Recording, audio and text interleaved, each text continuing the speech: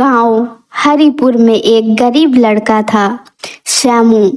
माँ नहीं थी और पिता बूढ़े हो चले थे, लेकिन श्यामू का एक ही सहारा था, भोलेनाथ।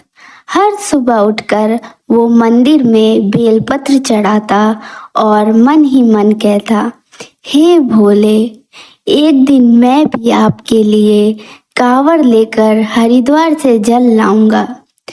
लेकिन उसके पास ना पैसे थे ना समय, क्योंकि उसे रोज खेतों में मजदूरी करनी पड़ती थी।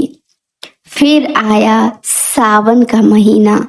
गांव के सब नौजवान कांवड़ लेकर चल पड़े और श्यामू बस मंदिर की सीढ़ियों पर बैठकर सबको देखता रहा। उस रात थक कर श्यामू मंदिर की सीढ़ियों पर ही सो गया और भोलेनाथ सपने में आए। भोलेनाथ ने बोला, कांवड़ लाना जरूरी नहीं, भक्ति जरूरी है बेटा। लेकिन अगर तू आना चाहता है तो मैं तुझे रास्ता दिखाऊंगा। अगले दिन एक चमत्कार हुआ। गांव के एक सेठ ने उसे कांवड़ यात्रा में साथ चलने को कहा और उसका सारा खर्च उठाया।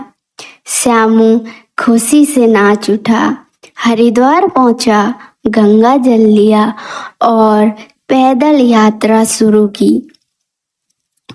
रास्ते में कई मुश्किलें आईं, तेज बारिश, फिसलन, भूख प्यास, लेकिन श्यामू हर बार एक ही बात कहता, हर हर महादेव।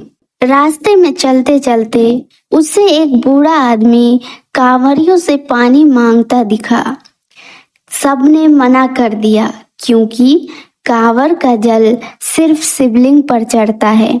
लेकिन श्यामू ने बिना डरे वो जल बूढ़े को पिला दिया। लोगों ने ताना मारा, अब भोले तेरी भक्ति स्वीकार नहीं करेंगे, तूने ऐसा क्यों किया?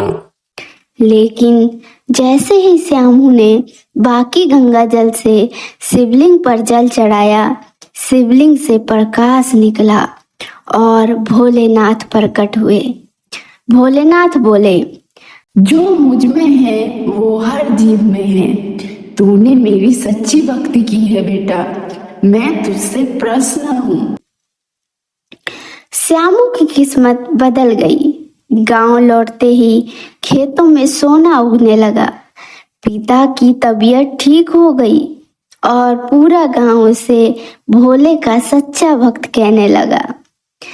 सच्ची भक्ति कांवड़ में नहीं, कर्म और दया में होती है। भोलेनाथ भाव के भूखे हैं, दिखावे के नहीं। भक्ति केवल मंदिरों की सीढ़ियां चढ़ने में नहीं होती, भक्ति होती है दूसरों की मदद करने में, दिल से भगवान को महसूस करने में।